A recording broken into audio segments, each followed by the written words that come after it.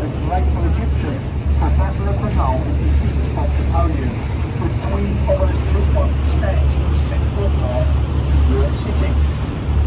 As we go past the Cathedral, everybody please look at the two sphinxes. And do you notice anything unusual about those two sphinxes?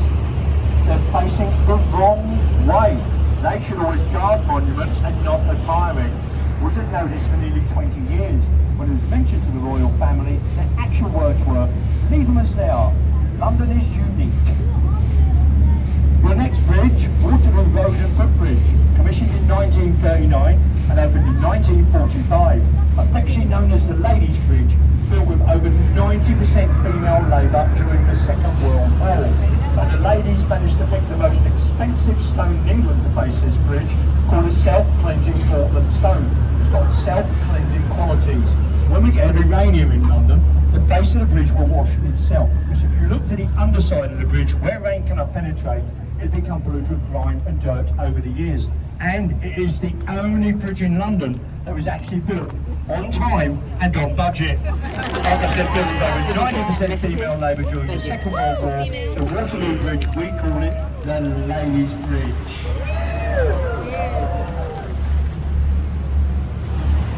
Over to our left is a very ornate building with a little green dome, and this is Somerset House. This is what the Duke of Somerset had built as his London residence many hundreds of years ago. It was a government building till 1992 that housed all our births, deaths and marriages in England and Wales. Well, after a major refurbishment, reopened to the public in 2001.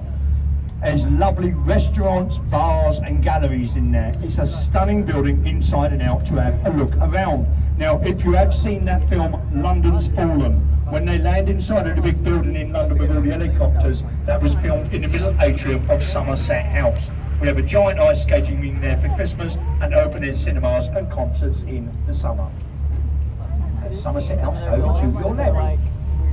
Now next, just ahead of us to the left, there's a large white ship with a creamy yellow funnel coming into view.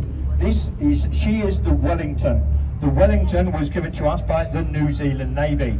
She is permanently moored here and she is here for master mariners and retired sea captains.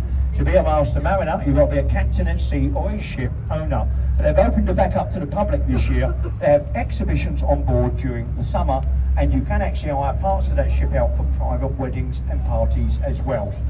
Now, if you go to the stern end of the Wellington, which is the blunt end for non-mariners, there's a big stone archway to your left. This is known as Temple Arch or Temple Gate. This is actually telling you we are leaving the city of Westminster and we're entering the city of London. Now, remembering, ladies and gentlemen, boys and girls, the city of London is actually one of the smallest cities in the world. It is only 1 square mile. Now, as we go past this stone archway, if you keep looking over to the main road on your left, you'll go in a minute, you're going to see a silver dragon each side of the main road. These are known as gargoyles. Now, on all 4 main roads that goes into the city of London, they're put there to ward off any evil spirits from entering into the city. And even when Her Majesty passes these points, she bows her head and says, I come in peace. There's the silver dragons, the gargoyles guarding the city of London over to your left. Now, just over here to our right is a red brick building with a turret on the top. Look at the 3 top windows. You'll notice it says OXO, OXO. For visitors to our country, it's a cube we make our gravy with here in Britain. But when the building was built, and it still is today, it's completely illegal to commercially advertise on the banks of the River Thames. So OXO inserts into the 3 top windows, illuminates these in red in the evening, not breaking the advertising law. It's now a Grade 2 listed building. The top floor is a restaurant and cocktail bar, and it's apartments and shops along the bottom. Right, just ahead of us to the left, there's a row of buildings. The first one we're interested in ahead of us is that red brick Gothic style one. This is Zion College and Library. It is actually a college of theology. Many of our clergy are still actually trained here. But it houses one of the most impressive libraries in the world, because it holds Queen Victoria's own personal Bible and books first ever printed and translated on the William Caxton's printing press. The building next door to that with a green sloping roof is the Old City of London School for Boys. Many of our statesmen and politicians of old went to school here, including Winston Churchill for a very short time. And the large semicircular building on the corner, Unilever House, headquarters of the giant soap and detergent manufacturers. That's what your washing powder pays for, ladies and gents. Now, over to our right, we've got skyscrapers popping up everywhere. That one there, this one ahead of us to the right, the funny shaped one, is called Number 1 Blackfriars. Oh, please have a good look at it. The architect said it's supposed to represent a Coca-Cola bottle. Well, I don't know if the man was on some serious medication at the time or he was a complete alcoholic. But it is now, it is apartments and a hotel up there as well, ladies and gents. Your next bridges are the Blackfriars bridges. There's only 2 bridges remaining out of the 3. The first bridge, a Blackfriars Road and footbridge. Now look at the buttresses of this first bridge. They look like pulpits to a church. There is actually put here on express orders of Queen Victoria in commemoration of the Blackfriars monastery that used to stand to the left-hand shore. All the monks wore black habits, hence the name Blackfriars. Now as we get in between these bridges, if you look left and right, you're going to see 8 red direct columns. This is all what remains of the original St Paul's Alexandria Railway Bridge, designed by the great engineer Isambard Kingdom Brunel, who done the first ever London to Dover and Chatham railway line for steam trains in the 1820s. The top span was only demolished 40 years ago, and they were removed the 8 remaining columns in fear of undermining the foundations of the other 2 bridges.